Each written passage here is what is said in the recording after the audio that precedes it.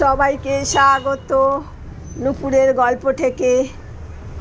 আজ অপরিচিতা রবীন্দ্রনাথ ঠাকুরের। আজ আমার বয়স 27 মাত্র। এ জীবনটা না দৈর্ঘ্যের হিসাবে বড়, না গুণের হিসাবে, তবু ইহার একটু বিশেষ মূল্য আছে। ইহা সেই ফুলের মতো যাহার বুকের উপরে ভ্রমর আসিয়া বসিয়াছিল, এবং সেই পদক্ষেপের ইতিহাস তাহার জীবনের মাঝখানে ফলের মতো গুটি ধরিয়া উঠিয়াছে। সেই ইতিহাসটুকু আকারে ছোট, তাহাকে ছোট করিয়াই লিখিব। ছোটকে যাহারা সামান্য বলিয়া ভুল করেন না, তাহারা ইহার রস বুঝিবেন। কলেজে যতগুলো পরীক্ষা পাশ করিবার সব আমি চুকাইয়াছি। ছেলেবেলায় আমার সুন্দর চেহারা লইয়া পণ্ডিত মশাই আমাকে শিমুল ফুল ও মাকাল ফলের সহিত তুলনা করিয়া বিদ্রূপ করিবার সুযোগ পাইয়াছিলেন। ইহাতে তখন বড় লজ্জা পাইতাম, কিন্তু বয়স হইয়া এ কথা ভাবিয়াছি, যদি জন্মান্তর থাকে তবে আমার মুখে সুরূপ এবং পণ্ডিত মশাইদের মুখে বিদ্রূপ আবার যেন এমনি করিয়াই প্রকাশ পায়। আমার পিতা এককালে গরিব ছিলেন। ওকালতি করিয়া তিনি প্রচুর টাকা রোজগার করিয়াছেন। ভোগ করিবার সময় নিমেষমাত্রও পান নাই। মৃত্যুতে তিনি যে হাঁপ ছাড়িলেন, সেই তার প্রথম অবকাশ। আমার তখন বয়স অল্প। মার হাতেই আমি মানুষ। মা গরিবের ঘরের মেয়ে। তাই আমরা যে ধনী এ কথা তিনিও ভোলেন না, আমাকেও ভুলিতে দেন না। শিশুকালে আমি কোলে কোলেই মানুষ বোধ করি, সেই জন্য শেষ পর্যন্ত আমার পুরোপুরি বয়সই হইল না। আজও আমাকে দেখিলে মনে হইবে আমি অন্নপূর্ণার কোলে গজাননের ছোট ভাইটি। আমার আসল অভিভাবক আমার মামা। তিনি আমার চেয়ে বড় জোর বছর 6 বড়, কিন্তু ফল্গুর বালির মতো তিনি আমাদের সমস্ত সংসারটাকে নিজের অন্তরের মধ্যে শুষিয়া লইয়াছেন। তাহাকে না খুঁড়িয়া এখানকার এক গণ্ডূষও রস পাইবার জো নাই। এই কারণে কোনো কিছুর জন্যই আমাকে কোনো ভাবনা ভাবিতেই হয় না। কন্যার পিতামাত্রেই স্বীকার করিবেন আমি সৎপাত্র। তামাকটুকু পর্যন্ত খাই না। ভালো মানুষ হওয়ার কোনো ঝঞ্ঝাট নাই, তাই আমি নিতান্ত ভালো মানুষ। মাতার আদেশ মানিয়া চলিবার ক্ষমতা আমার আছে, বস্তুত না মানিবার ক্ষমতা আমার নাই। অন্তঃপুরের শাসনে চলিবার মতো করিয়াই আমি প্রস্তুত হইয়াছি। যদি কোনো কন্যা স্বয়ংবরা হন, তবে এই সুলক্ষণটি স্মরণ রাখিবেন। অনেক বড় ঘর হইতে আমার সম্বন্ধ আসিয়াছিল, কিন্তু মামা, যিনি পৃথিবীতে আমার ভাগ্যদেবতার প্রধান এজেন্ট, বিবাহ সম্বন্ধে তার একটা বিশেষ মত ছিল। ধনীর কন্যা তার পছন্দ নয়। আমাদের ঘরে যে মেয়ে আসিবে সে মাথা হেট করিয়া আসিবে, এই তিনি চান। অথচ টাকার প্রতি আসক্তি তার অস্থিমজ্জায় জড়িত। তিনি এমন বেহাই চান যাহার টাকা নাই, অথচ যে টাকা দিতে কসুর করিবে না। যাহাকে শোষণ করা চলিবে, অথচ বাড়িতে আসিলে গুড়গুড়ির পরিবর্তে বাধা হুকায় তামাক দিলে তাহার নালিশ খাটিবে না। আমার বন্ধু হরিশ কানপুরে কাজ করে। সে ছুটিতে কলকাতায় আসিয়া আমার মন উতলা করিয়া দিল। সে বলিল, ওহে মেয়ে, যদি বলো একটি খাসা মেয়ে আছে। কিছুদিন পূর্বেই MA পাশ করিয়াছি। সামনে যত দূর পর্যন্ত দৃষ্টি চলে ছুটি ধুধু করিতেছে। পরীক্ষা নাই, উমেদারি নাই, চাকরি নাই। নিজের বিষয় দেখিবার চিন্তাও নাই, শিক্ষাও নাই, ইচ্ছাও নাই। থাকিবার মধ্যেও ভিতরে আছেন মা এবং বাহিরে আছেন মামা। এই অবকাশের মরুভূমির মধ্যে আমার হৃদয় তখন বিশ্বব্যাপী নারী রূপের মরীচিকা দেখিতেছিল। আকাশে তাহার দৃষ্টি, বাতাসে তাহার নিঃশ্বাস, তরু মর্মরে তাহার গোপন কথা। এমন সময় হরিশ আসিয়া বলিল, মেয়ে যদি বল, তবে আমার শরীর মন বসন্ত বাতাসে বকুল বনের নবপল্লব রাশির মতো কাঁপিতে কাঁপিতে আলো ছায়া বনিতে লাগিল। হরিশ মানুষটা ছিল রসিক, রস দিয়া বর্ণনা করিবার শক্তি তাহার ছিল, আর আমার মন ছিল তৃষ্ণার্ত। আমি হরিশকে বলিলাম, একবার মামার কাছে কথাটা পাড়িয়া দেখো। হরিশ আসর জমাইতে অদ্বিতীয়, তাই সর্বত্রই তাহার খাতির। মামাও তাহাকে পাইলে ছাড়িতে চান না। কথাটা তার বৈঠকে উঠিল। মেয়ের চেয়ে মেয়ের বাপের খবরটাই তাহার কাছে গুরুতর। বাপের অবস্থা তিনি যেমনটি চান তেমনি। এককালে ইহাদের বংশে লক্ষ্মীর মঙ্গল ঘট ভরা ছিল, এখন তাহার শূন্য বলিলেই হয়, অথচ তলায় সামান্য কিছু বাকি আছে। দেশে বংশমর্যাদা রাখিয়া চলা সহজ নয় বলিয়া ইনি পশ্চিমে গিয়া বাস করিতেছেন। সেখানে গরিব গৃহস্থের মতোই থাকেন, একটি মেয়ে ছাড়া তার আর নাই। সুতরাং তাহারই পশ্চাতে লক্ষ্মীর ঘরটি একেবারে উপুর করিয়া দিতে দ্বিধা হইবে না। এসব ভালো কথা, কিন্তু মেয়ের বয়স যে 15, তাই শুনিয়া মামার মন ভার হইল। বংশে তো কোনো দোষ নাই। না, দোষ নাই, বাপ কোথাও তার মেয়ের যোগ্য বর খুঁজিয়া পান না। একে তো বরের হাট মহার্ঘ, তারপর ধনুক ভাঙা পণ। কাজেই বাপ কেবলই সবুর করিতেছেন, কিন্তু মেয়ের বয়স সবুর করিতেছে না। যাই হোক, হরিশের সরস রসনার গুণ আছে। মামার মন নরম হইল। বিবাহের ভূমিকা অংশটা নির্বিঘ্নে সমাধা হইয়া গেল। কলিকাতার বাহিরে বাকি যে পৃথিবীটা আছে, সমস্তটাতেই মামা আন্দামান দ্বীপের অন্তর্গত বলিয়া জানেন। জীবনে একবার বিশেষ কাজে তিনি কোন্নগর পর্যন্ত গিয়াছিলেন। মামা যদি মনু হইতেন, তবে তিনি হাবড়ার পুল পার হওয়াটাকে তার সংহিতায় একেবারে নিষেধ করিয়া দিতেন।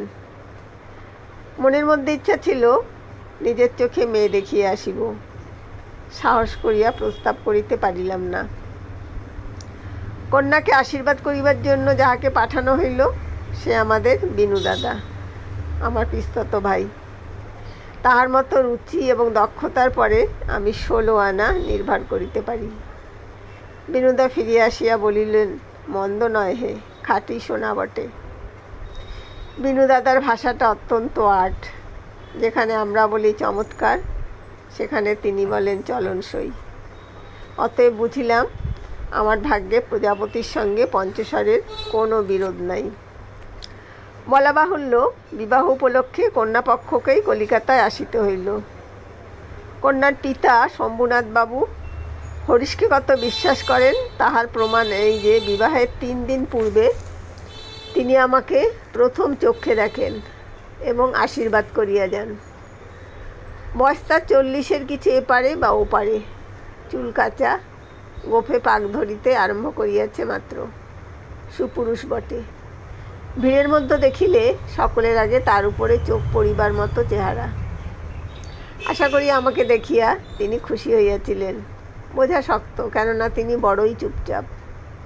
সে দুটি একটি কথা বলেন, যেন তাহাতে পুরা জোর দিয়া বলেন না। মামার মুখ তখন অনর্গল ছুটিতেছিল।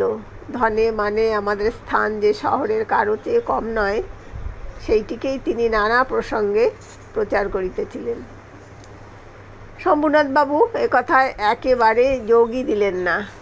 কোনো ফাঁকে একটা হুঁ বা হাঁ কিছুই শোনা গেল না। আমি হইলে দমিয়া যাইতাম, কিন্তু মামাকে দমানো শক্ত। তিনি শম্ভুনাথ বাবু চুপচাপ ভাব দেখিয়া ভাবিলেন, লোকটা নিতান্ত নির্জীব, একেবারে কোনো তেজ নাই। বেয়াই সম্প্রদায়ের আর যাই হোক, তেজ থাকাটা দোষের। অতএব মামা মনে মনে খুশি হইলেন। শম্ভুনাথ বাবু যখন উঠিলেন, তখন মামা সংক্ষেপে উপর হইতেই তাকে বিদায় করিলেন। গাড়িতে তুলিয়া দিতে গেলেন না। পণ সম্বন্ধে 2 পক্ষে পাকাপাকি কথা ঠিক হইয়া গিয়াছিল। মামা নিজেকে অসামান্য চতুর বলিয়াই অভিমান করিয়া থাকেন। কথাবার্তায় কোথাও তিনি কিছু ফাঁক রাখেন নাই।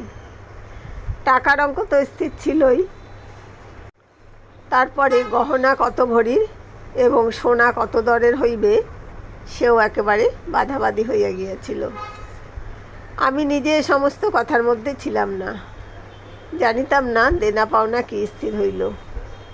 মনে জানিতাম এই স্থূল অংশটাও বিবাহের একটা প্রধান অংশ, এবং সে অংশের ভার যার উপরে তিনি এক কড়াও ঠকিবেন না। বস্তুত আশ্চর্য পাকা লোক বলিয়া মামা আমাদের সমস্ত সংসারের প্রধান গর্বের সামগ্রী।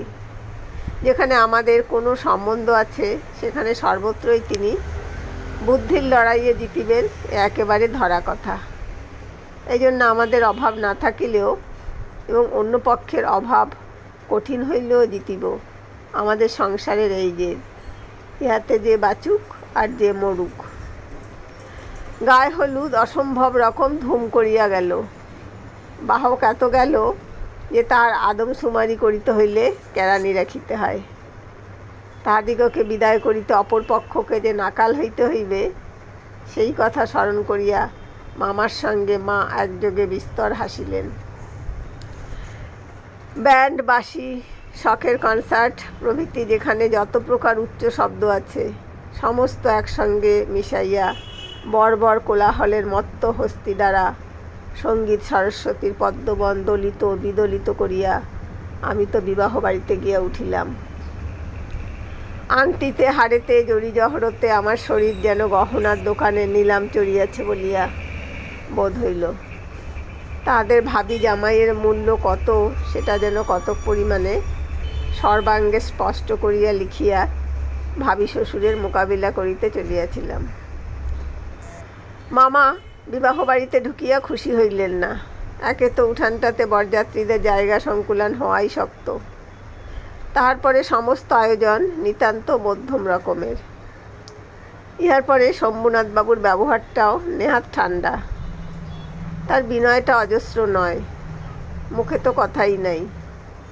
কোমরে চাদর বাঁধা, গলা ভাঙা, টাক পড়া, মিশকালো এবং বিপুল শরীর তার একটি উকিল বন্ধু যদি নিয়ত হাত জোর করিয়া মাথা হেলাইয়া নম্রতার স্মিত হাস্যে ও গদগদ বচনে কনসার্ট পার্টির করতাল বাজিয়ে হইতে শুরু করিয়া বরকর্তাদের প্রত্যেককে বারবার প্রচুর রূপে অভিষিক্ত করিয়া না দিতেন, তবে গোড়াতেই একটা স্পার হইত। আমি সবাই বসিবার কিছুক্ষণ পরেই মামা শম্ভুনাথবাবুকে পাশের ঘরে ডাকিয়া লইয়া গেলেন। কি কথা হইল জানি না। কিছুক্ষণ পরেই শম্ভুনাথবাবু আমাকে আসিয়া বলিলেন, বাবাজি একবার এইদিকে আসতে হচ্ছে। ব্যাপারখানাই সকলের না হোক, কিন্তু কোনো কোনো মানুষের জীবনের একটা কিছু লক্ষ্য থাকে। মামার একমাত্র লক্ষ্য ছিল তিনি কোনো মতেই কারো কাছে ঠকিবেন না। তার ভয় তার বেয়াই তাকে গহনায় ফাঁকি দিতে পারেন। বিবাহ কার্য শেষ হইয়া গেলে সে ফাঁকির আর প্রতিকার চলিবে না। বাড়ি ভাড়া, সওগাত, লোকবিদায় প্রভৃতি সম্বন্ধে যেরকম টানাটানির পরিচয় পাওয়া গেছে, তাতে মামা ঠিক করিয়াছিল দেওয়া থাওয়া সম্বন্ধে লোকটি শুধু মুখের কথার উপর ভর করা চলিবে না। সেজন্য বাড়ির শ্যাকরাকে শুদ্ধ সঙ্গে আনিয়াছিলেন। পাশের ঘরে গিয়া দেখিলাম মামা এক তক্তপোষে এবং শ্যাকরা তাহার দাড়িপাল্লা, কষ্টিপাথর প্রভৃতি লইয়া মেঝেও বসিয়া আছে। শম্ভুনাথবাবু আমাকে বলিলেন, তোমার মামা বলিতেছেন বিবাহের কাজ শুরু হইবার আগেই তিনি কনের সমস্ত গহনা যাচাই করিয়া দেখিবেন। ইহাতে তুমি কি বলো? আমি মাথা হেট করিয়া চুপ করিয়া রহিলাম। মামা বলিলেন, ও আবার কি বলিবে? আমি যা বলিব তাই হইবে। শম্ভুনাথবাবু আমার দিকে চাহিয়া কহিলেন, সেই কথা তবে ঠিক? উনি যা বলিবেন তাই হইবে? এ সম্বন্ধে তোমার কিছুই বলিবার নাই? আমি একটু ঘাড় নাড়াতে ইঙ্গিত জানাইলাম, এসব কথায় আমার সম্পূর্ণ অনধিকার। আচ্ছা তবে বসো, মেয়ের গা হইতে সমস্ত গহনা খুলিয়া আনিতেছি। এই বলিয়া তিনি উঠিলেন। মামা বলিলেন, অনুপম এখানে কি করিবে? ও সভায় গিয়া বসুক। শম্ভুনাথ বলিলেন, না, সভায় নয়, এখানেই বসিতে হইবে। কিছুক্ষণ পরে তিনি একখানা গামছায় বাঁধা গহনা আনিয়া তক্তপোষের ওপর মেলিয়া ধরিলেন। সমস্তই তাহার পিতামহীদের আমলের গহনা, হাল ফ্যাশনের সূক্ষ্ম কাজ নয়, যেমন মোটা তেমনি ভারী। শ্যাকরা গহনা হাতে তুলিয়া লইয়া বলিল, এ আর দেখিব কি, ইহাতে খাদ নাই, এমন সোনা এখনকার দিনে ব্যবহারই হয় না। এই বলিয়া সে মকর মুখ একখানা বালায় একটু চাপ দিয়া দেখাইল তাহা বাকিয়া যায়। মামা তখনই তার নোট বইয়ে গহনাগুলির ফর্দ টুকিয়া লইলেন, পাছে যাহা দেখানো হইল তাহার কোনোটা কম পড়ে। হিসাব করিয়া দেখিলেন গহনা যে পরিমাণ দিবার কথা এগুলি সংখ্যায়, দরে এবং ভারে তার অনেক বেশি। গহনাগুলির মধ্যে একজোড়া ইয়ারিং ছিল। শম্ভুনাথ সেইটে স্যাকরার হাতে দিয়া বলিলেন, এইটা একবার পরখ করিয়া দেখো। স্যাকরা কহিল, ইহা বিলাতি মাল, ইহাতে সোনার ভাগ সামান্যই আছে। শম্ভুবাবু ইয়ারিং জোড়া মামার হাতে দিয়া বলিলেন, এটা আপনারাই রাখিয়া দিন। শম্ভুবাবু ইয়ারিং জোড়া মামার হাতে দিয়া বলিলেন, এটা আপনারাই রাখিয়া দিন। মামা সেটা হাতে লইয়া দেখিলেন এই ইয়ারিং দিয়াই কন্যাকে তাহারা আশীর্বাদ করিয়াছিলেন। মামার মুখ লাল হইয়া উঠিল। দরিদ্র তাহাকে ঠকাইতে চাহিবে, কিন্তু তিনি ঠকিবেন না, এই আনন্দ সম্ভব হইতে বঞ্চিত হইলেন এবং তাহার উপরেও কিছু উপরি পাওনা জুটিল। অত্যন্ত মুখ ভার করিয়া বলিলেন, অনুপম, যাও, তুমি সভায় গিয়ে বসোগে। শম্ভুনাথবাবু বলিলেন, না, এখন সবাই বসিতে হইবে না, চলুন আগে আপনাদের খাওয়াইয়া দিই। মামা বলিলেন, সে কি কথা, লগ্ন। শম্ভুনাথবাবু বলিলেন, সেজন্য কিছু ভাবিবেন না, এখন উঠুন। লোকটি নেহাত ভালো মানুষ ধরনের, কিন্তু ভিতরে বেশ একটু জোর আছে বলিয়া বোধ হইল। মামাকে উঠিতে হইল। বরযাত্রীদেরও আহার হইয়া গেল। আয়োজনের আড়ম্বর ছিল না, কিন্তু রান্না ভালো এবং সমস্ত বেশ পরিষ্কার পরিচ্ছন্ন বলিয়া সকলেরই তৃপ্তি হইল। বরযাত্রীদের খাওয়া শেষ হইলে শম্ভুনাথবাবু আমাকে খাইতে বলিলেন। মামা বলিলেন, সে কি কথা, বিবাহের পূর্বে বর খাইবে কেমন করিয়া? এ সম্বন্ধে মামার কোনো মত প্রকাশকে তিনি সম্পূর্ণ উপেক্ষা করিয়া আমার দিকে চাহিয়া বলিলেন, তুমি কি বলো, বসিয়া যাইতে দোষ কিছু আছে? মূর্তিমতী মাতৃ আজ্ঞা স্বরূপে মামা উপস্থিত, তার বিরুদ্ধে চলা আমার পক্ষে অসম্ভব। আমি আহারে বসিতে পারিলাম না। তখন শম্ভুনাথবাবু মামাকে বলিলেন, আপনাদিগকে অনেক কষ্ট দিয়াছি, আমরা ধনী নই, আপনাদের যোগ্য আয়োজন করিতে পারি নাই, ক্ষমা করিবেন। রাত হইয়া গেছে, আর আপনাদের কষ্ট বাড়াইতে ইচ্ছা করি না। এখন তবে। মামা বলিলেন, তা সভায় চলুন, আমরা তো প্রস্তুত আছি। শম্ভুনাথ বলিলেন, তবে আপনাদের গাড়ি বলিয়া দিই। মামা আশ্চর্য হইয়া বলিলেন, ঠাট্টা করিতেছেন নাকি? শম্ভুনাথ কহিলেন, ঠাট্টা তো আপনিই করিয়া সারিয়াছেন, ঠাট্টার সম্পর্কটাকে স্থায়ী করিবার ইচ্ছা আমার নাই। মামা দুই চোখ এত বড় করিয়া মেলিয়া অবাক হইয়া রহিলেন। শম্ভুনাথ কহিলেন, আমার কন্যার গহনা আমি চুরি করিব, এ কথা যারা মনে করে তাদের হাতে আমি কন্যা দিতে পারি না। আমাকে একটি কথা বলাও তিনি আবশ্যক বোধ করিলেন না, কারণ প্রমাণ হইয়া গেছে আমি কেহই নই। তারপরে যা হইল সে আমি বলিতে ইচ্ছা করি না। ঝাড় লণ্ঠন ভাঙিয়া চুরিয়া জিনিসপত্র লণ্ডভণ্ড করিয়া বরযাত্রীর দল দক্ষযজ্ঞের পালা সারিয়া বাহির হইয়া গেল। বাড়ি ফিরিবার সময় ব্যান্ড, রাসন চৌকি ও কনসার্ট একসঙ্গে বাজিল না, এবং অভ্রের ঝাড়গুলো আকাশের তারার উপর আপনাদের কর্তব্যের বরাত দিয়া কোথায় যে মহানির্মাণ লাভ করিল সন্ধান পাওয়া গেল না। বাড়ির সকলে তো রাগিয়া আগুন। কন্যার পিতার এত গুমর, কলিজে চারপোয়া হইয়া আসিল। সকলে বলিল, দেখি মেয়ের বিয়ে দেন কেমন করিয়া। কিন্তু মেয়ের বিয়ে হইবে না এ ভয় যার মনে নাই, তার শাস্তির উপায় কি? সমস্ত বাংলাদেশের মধ্যে আমি একমাত্র পুরুষ যাহাকে কন্যার বা বিবাহের আসর হইতে নিজে ফিরাইয়া দিয়েছে। এত বড় সৎপাত্রের কপালে এত বড় কলঙ্কের দাগ কোনো নষ্ট গ্রহ এত আলো জ্বালাইয়া বাজনা বাজাইয়া সমারোহ করিয়া আঁকিয়া দিল। বরযাত্রীরাই বলিয়া কপাল চাপড়াইতে লাগিল যে বিবাহ হইল না, অথচ আমাদের ফাঁকি দিয়া খাওয়াইয়া দিল। পাক যন্ত্রটাকে সমস্ত অন্ন শুদ্ধ সেখানে টান মারিয়া ফেলিয়া দিয়া আসিতে পারিলে তবে আফসোস মিটিত। বিবাহের চুক্তিভঙ্গ ও মানহানির দাবিতে নালিশ করিব বলিয়া মামা অত্যন্ত গোল করিয়া বেড়াইতে লাগিলেন। হিতৈষীরা বুঝাইয়া দিল, তাহাইলে তামাশার যেটুকু বাকি আছে তাহা পুরা হইবে। বলা বাহুল্য, আমিও খুব রাগিয়াছিলাম। কোনো গতিকে শম্ভুনাথ বিষম জব্দ হইয়া আমাদের পায়ে ধরিয়া আসিয়া পড়েন। গোফের রেখায় তা দিতে দিতে এইটেই কেবল কামনা করিতে লাগিলাম। কিন্তু এই আক্রোশের কালো রঙের স্রোতের পাশাপাশি আর একটা স্রোত বহিতেছিল, যেটার রং একেবারেই কালো নয়। সমস্ত মন যে সেই অপরিচিতার পানে ছুটিয়া গিয়াছিল, এখনো যে তাহাকে কিছুতেই টানিয়া ফিরাইতে পারি না। দেয়ালটুকুর আড়ালে রহিয়া গেল গো। কপালে তার চন্দন আঁকা, গায়ে তার লাল শাড়ি, মুখে তার লজ্জার রক্তিমা। হৃদয়ের ভিতরে কি যে তা কেমন করিয়া বলিব। আমার কল্পলোকের কল্পলতাটি বসন্তের সমস্ত ফুলের ভার আমাকে নিবেদন করিয়া দিবার জন্য নত হইয়া পড়িয়াছিল। হাওয়া আসে, গন্ধ পাই, পাতার শব্দ শুনি, কেবল আরেকটি মাত্র পা ফেলার অপেক্ষা। এমন সময় সেই এক পদক্ষেপের দূরত্বটুকু এক মুহূর্তে অসীম হইয়া উঠিল। এতদিন যে প্রতি সন্ধ্যায় আমি বিনু দাদার বাড়িতে গিয়া তাহাকে অস্থির করিয়া তুলিয়াছিলাম, বিনুদার বর্ণনার ভাষা অত্যন্ত সংকীর্ণ বলিয়াই তার প্রত্যেক কথাটি স্ফুলিঙ্গের মতো আমার মনের মাঝখানে আগুন জ্বালিয়া দিয়াছিল।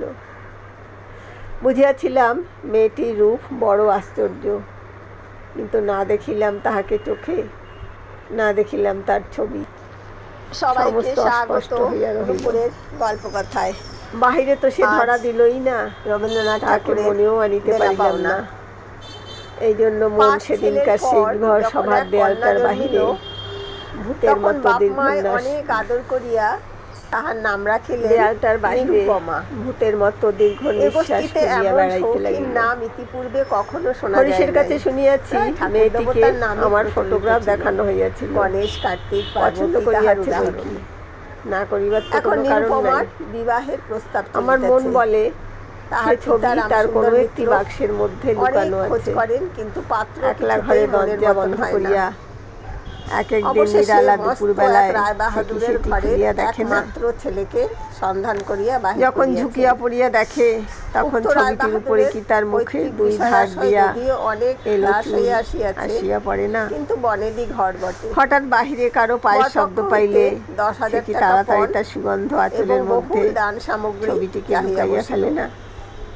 দিন যায়, একটা বৎসর গেল, মামা তো লজ্জায় বিবাহ সম্বন্ধের কথা তুলিতেই পারেন না। মার ইচ্ছা ছিল আমার অপমানের কথা যখন সমাজের লোকে ভুলিয়া যাইবে, অনেক চেষ্টা, তখন বিবাহের চেষ্টা 6-7 বাকি রহিল। এদিকে আমি শুনিলাম সে মেয়ের নাকি ভালো পাত্র জুটিয়াছিল, কিন্তু সে পণ করিয়াছে বিবাহ করিবে না। বিবাহের দিন শুনি আমার মন পুলকের আবেশে ভরিয়া গেল। আমি কল্পনায় দেখিতে লাগিলাম সে ভালো করিয়া খায় না, কিন্তু সময়কালে সন্ধ্যা হইয়া আসে, সে চুল বাঁধিতে ভুলিয়া যায়। বিবাহ সবাই তার বাপ তার মুখের পানে চান আর ভাবে রামসুন্দর আমাদের আমার মেয়ে দিনে দিনে এমন হইয়া যাইতেছে কেন। শুভ কার্য সম্পন্ন হইয়া যায়, দিন তার ঘরে আসিয়া দেখে টাকাটা শোধ করিয়া দিব। মেয়ের দুই চক্ষু জলে ভরা। বলিলেন, জিজ্ঞাসা করেন, মা তোর কি হয়েছে বল আমাকে। মেয়ে তাড়াতাড়ি চোখের জল মুছিয়া বলে, কই কিছুই তো হয়নি বাবা। এই গুরুতর বাপের এক মেয়ে যে বড় আদরের মেয়ে, গহনা পরিয়া যখন অনাবৃষ্টির দিনে ফুলের কুড়িটির মতো মেয়ে একেবারে বিমর্ষ হইয়া পড়িয়াছে, শ্বশুর কুলের প্রতি তখন বাপের প্রাণে আর সহিল না, কিংবা অনুরাগ জন্মিতে তখন অভিমান ভাসাইয়া দিয়া তিনি ছুটিয়া আসিলেন আমাদের দ্বারে। সুবিধা হইল, বর সহসা তারপরে মনের মধ্যে সেই যে কালো রঙের ধারাটা বহিতেছে, সে বাপকে বলিয়া বসিল যেন কালো সাপের মতো ধরিয়া ফোঁস করিয়া উঠিল। বিবাহ করিতে আসিয়াছি, বলিল বিবাহ করিয়া যাইব, আরেকবার বিবাহের আসর সাজানো হোক, আলো জ্বলুক, দেশ বিদেশের লোকের নিমন্ত্রণ হোক, তারপরে তুমি বরের টোপর পায়ে দলিয়া দলবল লইয়া সভা ছাড়িয়া চলিয়া আসিল। তাহারা বলিল, কিন্তু যে ধারাটি চোখের জলের মতো শুভ্র, কাজেই সে রাজহংসের রূপ ধরিয়া বলিল, শিক্ষার বিষময় ফল যেমন করিয়া আমি একদিন দময়ন্তীর পুষ্পবনে গিয়াছিলাম, হতোদ্যম হইয়া বসিয়া করিয়া আমাকে একবার উড়িয়া যাইতে দাও। নিরানন্দভাবে সম্পন্ন হইয়া গেল। কানে কানে একবার শ্বশুরবাড়ি যাইবার সময় আসিবে। নিরুপমাকে বুকে টানিয়া লইয়া বা পা চোখে তারপরে দুঃখের রাত পোহাইল, নববর্ষার জল পড়িল, ম্লান ফুলটি মুখ তুলিল। তারা কি আর আমাকে আসতে দেবে না? আর ভিতরে প্রবেশ করিল একটিমাত্র মানুষ। তারপর কেন আসতে দেবে না? পরে আমার কথা আমি তোমাকে নিয়ে আসব। কিন্তু কথা এমন করিয়া ফুরাইল না। যেখানে আসিয়া বাড়িতে তা অফুরান হইয়াছে নাই। সেখানকার গুলো অনেকখানি বলিয়া আমার লেখা শেষ করিয়া দিই। অন্তঃপুরের বাহিরে লইয়া একটা তীর্থে চলিয়াছিলাম। 5 মিনিটের জন্য কোনোদিন বা মেয়েকে দেখিতে পাই, মামা এবারেও হাবড়ার পুল পার হন নাই। কুটুম্বগৃহে এমন করিয়া আর অপমান তো সহ্য হয় না। ঢাকানি খাইতে খাইতে মাথার মধ্যে নানা প্রকার এলোমেলো স্বপ্নের টাকাটা শোধ করিয়া দিতে হইবে। হঠাৎ একটা কোন স্টেশনে জাগিয়া উঠিলাম। তাহারই ভার সামলানো দুঃসাধ্য। সেও এক স্বপ্ন। খরচপত্রের অত্যন্ত কেবল আকাশের তারাগুলি চিরপরিচিত এবং পাওনাদারদের দৃষ্টি পথ এড়াইবার জন্য সর্বদাই নানা রঙহীন গাড়ির মধ্যে মা ঘুমাইতেছেন। আলোর নিচে সবুজ পর্দা টানা। বাড়ি উঠিতে বসিতে তরঙ্গ বাক্স জিনিসপত্র সমস্তই কেকার ঘাড়ে এলোমেলো হইয়া রহিয়াছে। ঘরে দাঁড় দিয়া এমন সময় সেই অদ্ভুত পৃথিবীর অদ্ভুত রাত্রে কে বলিয়া উঠিল, শিগগির চলে আয়, এই গাড়িতে জায়গা আছে। আর কিছুতেই মেটে না। মনে হইল যেন গান শুনিলাম। আহা, বাঙালি মেয়ের গলায় বাংলা কথা যে কি মধুর, চোখ জুড়াইয়া যায়। হ্যাঁ, এমনি করিয়া অসময় অজায়গায় আচমকা শুনিলে তবে সম্পূর্ণ বুঝিতে পারা যায় তেমনি শ্রী। কিন্তু এই গলাটিকে কেবলমাত্র মেয়ের গলা বলিয়া একটা শ্রেণীভুক্ত করিয়া দেওয়া চলে না। কেবল একটি মানুষের গলা। কোনো ত্রুটির উল্লেখ করে মন বলিয়া ওঠে, বলে ওই ঢের এমন তো আর শুনি নাই। অর্থাৎ বাপ যদি চিরকাল গলার স্বর আমার কাছে বড় সত্য। সকলেই এমন ভাব দেখায়, বড় কম নয় যেন বধূদের, কিন্তু মানুষের মধ্যে যাহা অন্তরতম এবং অনিবর্চনীয়, আমার মনে হয় কণ্ঠস্বর যেন তারই চেহারা। আমি তাড়াতাড়ি গাড়ির জানলা খুলিয়া বাহিরে মুখ বাড়াইয়া দিলাম। কিছুই দেখিলাম না। তাই রামসুন্দর প্ল্যাটফর্মের অন্ধকারে দাঁড়াইয়া গার্ড তাহার এক চক্ষু লণ্ঠন নাড়িয়া দিল। কিন্তু ছেলেদের যে গৃহহীন করিতে বসিয়াছেন, আমি জানলার কাছে বসিয়া রহিলাম। আমার চোখের সামনে কোনো মূর্তি ছিল না, কিন্তু হৃদয়ের মধ্যে আমি একটি হৃদয়ের রূপ দেখিতে লাগিলাম। এমন কৌশলে সে যেন এই তারাময়ী রাত্রির মতো আবৃত করিয়া ধরে, কিন্তু তাকে ধরিতে পারা যায় না। কিন্তু ছেলেরা জানিতে পারিল। সকলে আসিয়া গাড়ি লোহার মৃদঙ্গে তাল দিতে দিতে চলিল। বিশেষত বড় 3টি ছেলে। আমি মনের মধ্যে গান শুনতে শুনতে চলিলাম। সন্তান আছে, তাহার একটি মাত্র ধোঁয়া। গাড়িতে জায়গা আছে? আছে কি জায়গা? আছে কি? স্থগিত হইল। জায়গা যে পাওয়া যায় না। রামসুন্দর নানা কাকেও চেনে না, অথচ সেই না চেনা টুকুরে কুয়াশা মাত্র টাকা ধার করিতে লাগিল। সে যে মায়া, সেটা ছিন্ন হইলেই যে চেনার অন্ত নাই। আর চলে না। রাতে ভালো করিয়া ঘুম হইল না। প্রায় প্রতি স্টেশনে একবার করিয়া মুখ বাড়াইয়া দেখিলাম। মুখে ভয় হইতে লাগিল। যাহাকে দেখা হইল না, সে পাছে রাত্রে নামিয়া যায়। পরদিন সকালে একটা বড় স্টেশনে গাড়ি বদল করিতে হইবে। তখন সে অপরাধের আমাদের ফার্স্ট ক্লাসের রাখা যায়। মনে আশা ছিল রামসুন্দর যখন বেয়াই বাড়ির অনুমতি নামিয়ে দেখি প্ল্যাটফর্মে সাহেবদের আর্দালি দল আসবাবপত্র লইয়া গাড়ির জন্য অপেক্ষা করিতেছে। কোনো এক ফৌজের বড় জেনারেল সাহেব ভ্রমণে বাহির হইয়াছেন। 2-3 মিনিট পরেই গাড়ি আসিল। বুঝিলাম ফার্স্ট ক্লাসের আশা ত্যাগ করিতে হইবে। মাকে লইয়া কোন গাড়িতে উঠি সে এক বিষম ভাবনায় পড়িলাম। সব গাড়িতেই ভিড়। দাঁড়ে দাঁড়ে উকি মারিয়া বেড়াইতে লাগিলাম। এমন সময় 2nd ক্লাসের গাড়ি হইতে একটি মেয়ে আমার মাকে লক্ষ্য করিয়া বলিলেন, আপনারা আমাদের গাড়িতে আসুন না, এখানে জায়গা আছে। আমি তো চমকিয়া উঠিলাম। সেই আশ্চর্য মধুর কণ্ঠ এবং সেই গানেরই ধোঁয়া। জায়গা আছে। ক্ষণমাত্র বিলম্ব না করিয়া মাকে লইয়া গাড়িতে উঠিয়া পড়িলাম। জিনিসপত্র তুলিবার প্রায় সময় ছিল না। আমার মতো অক্ষম দুনিয়ায় নাই। সেই মেয়েটি কুলিদের হাত হইতে তাড়াতাড়ি চলতি গাড়িতে আমাদের বিছানাপত্র টানিয়া লইল। আমার একটা ফটোগ্রাফ তুলিবার ক্যামেরা স্টেশনেই পড়িয়া রহিল। গ্রাহ্যই করিলাম না। তারপরে কি লিখিব জানি না। আমার মনের মধ্যে একটা অখণ্ড আনন্দের ছবি আছে। তাহাকে কোথায় শুরু করিব, কোথায় শেষ করিব। এবার সেই সুরটিকে চোখে দেখিলাম, তাহাকে দেখিয়া সুর বলিয়াই মনে হইল। মায়ের মুখের দিকে চাহিলাম, দেখিলাম তার চোখে পলক পড়িতেছে না। মেয়েটির বয়স 16 কি 17 হইবে, কিন্তু নবযৌবন ইহার দেহে মনে কোথাও যেন একটুও ভার চাপাইয়া দেয় নাই। ইহার গতি সহজ, দীপ্তি নির্মল, সৌন্দর্যে সুচিতা অপূর্ব। ইহার কোনো জায়গায় কিছু জরিমা নাই। আমি দেখিতেছি, বিস্তারিত করিয়া কিছু বলা আমার পক্ষে অসম্ভব। এটা খুব সত্য যে তার বেশভূষায় এমন কিছুই ছিল না যেটা তাহাকে ছাড়াইয়া বিশেষ করিয়া চোখে পড়িতে পারে। সে নিজের চারিদিকে সকলের চেয়ে অধিক রজনীগন্ধার শুভ্র মঞ্জরীর মতো সরল বৃন্তটির উপর দাঁড়াইয়া যে গাছে ফুটিয়াছে, সে গাছকে সে একেবারে অতিক্রম করিয়া উঠিয়াছে। সঙ্গে 2-3টি ছোট ছোট মেয়ে ছিল। তাহাদিগকে লইয়া তাহার হাসি এবং কথার আর অন্ত ছিল না। আমি হাতে একখানা বই লইয়া সেদিকে কান পাতিয়া রাখিয়াছিলাম। যেটুকু কানে আসিতেছিল সে তো সমস্তই ছেলে মানুষদের সঙ্গে ছেলে মানুষই কথা। তার বিশেষত্ব এই যে তাহার মধ্যে বয়সের তফাৎ কিছুমাত্র ছিল না। ছোটদের সঙ্গে সে অনায়াসে এবং আনন্দে ছোট হইয়া গিয়াছিল। সঙ্গে কতকগুলি ছবিওয়ালা ছেলেদের গল্পের বই। তাহারই কোনো একটা বিশেষ গল্প শোনাইবার জন্য মেয়েরা তাহাকে ধরিয়া পড়িল। সেই সুধা কণ্ঠে সোনার কাঠিতে সকল কথা যে শোনা হইয়া ওঠে। মেয়েটির সমস্ত শরীর মন যে একেবারে প্রাণে ভরা, তার সমস্ত চলায় বলায় স্পর্শে প্রাণ ঠিক করিয়া ওঠে। তাই মেয়েরা যখন তার মুখে গল্প শোনে, তখন গল্প নয়, তাহাকেই শোনে। আমাকে যে প্রকৃতি তাহার আকাশ দিয়া বেষ্টন করিয়াছে, সে ওই তরুণীরই অক্লান্ত অম্লান প্রাণের বিশ্বব্যাপী বিস্তার। পরে স্টেশনে পৌঁছেতেই খাওয়ারওয়ালাকে ডাকিয়া সে খুব খানিকটা চানামুট কিনিয়া লইল এবং মেয়েদের সঙ্গে মিলিয়া নিতান্ত ছেলে মানুষের মতো করিয়া কলহাস্য করিতে করিতে অসংকোচে খাইতে লাগিল। আমার প্রকৃতি যে জাল দিয়া বেড়া। আমি কেন বেশ সহজে হাসি মুখে মেয়েটির কাছে এই চানা এক মুঠা চাহিয়া লইতে পারিলাম না? হাত বাড়াইয়া দিয়া কেন আমার লোভ স্বীকার করিলাম না?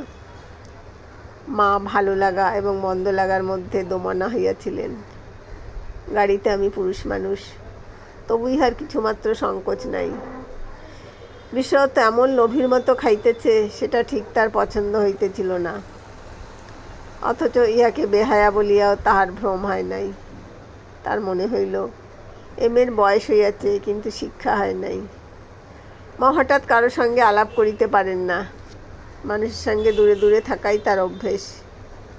এই মেয়েটির পরিচয় লইতে তার খুব ইচ্ছা, কিন্তু স্বাভাবিক বাধা কাটাইয়া উঠিতে পারিতেছিলেন না। এমন সময় গাড়ি একটা বড় স্টেশনে আসিয়া থামিল। সেই জেনারেল সাহেবের একদল অনুষঙ্গী এই স্টেশন হইতে উঠিবার উদ্যোগ করিতেছে। গাড়িতে কোথাও জায়গা নাই। বারবার আমাদের গাড়ির সামনে দিয়া তারা ঘুরিয়া গেল। মা তো ভয় আড়ষ্ট, আমিও মনের মধ্যে শান্তি পাইতেছিলাম না। গাড়ি ছাড়িবার অল্পকাল পূর্বে একজন দেশি রেলওয়ে কর্মচারী নাম লেখা 2খানা টিকিট গাড়ির 2 বেঞ্চের শিয়রের কাছে লটকাইয়া দিয়ে আমাকে বলিল, এ গাড়ির এই 2 বেঞ্চ আগে হইতেই 2 সাহেব রিজার্ভ করিয়াছেন, আপনাদিগকে অন্য গাড়িতে যাইতে হইবে। আমি তো তাড়াতাড়ি ব্যস্ত হইয়া দাঁড়াইয়া উঠিলাম। মেয়েটি হিন্দিতে বলিল, না, আমরা গাড়ি ছাড়িব না। সে লোকটি রোগ করিয়া বলিল, না ছাড়িয়া উপায় নাই। কিন্তু মেয়েটির চলিষ্ণুতার কোনো লক্ষণ না দেখিয়া সে নামিয়া গিয়া ইংরেজ স্টেশন মাস্টারকে ডাকিয়া আনিল। সে আসিয়া আমাকে বলিল, আমি দুঃখিত, কিন্তু শুনিয়া আমি কুলি কুলি করিয়া ডাক ছাড়িতে লাগিলাম। মেয়েটি উঠিয়া 2 চক্ষে অগ্নিবর্ষণ করিয়া বলিল, না, আপনি যাইতে পারিবেন না, যেমন আছেন বসিয়া থাকুন।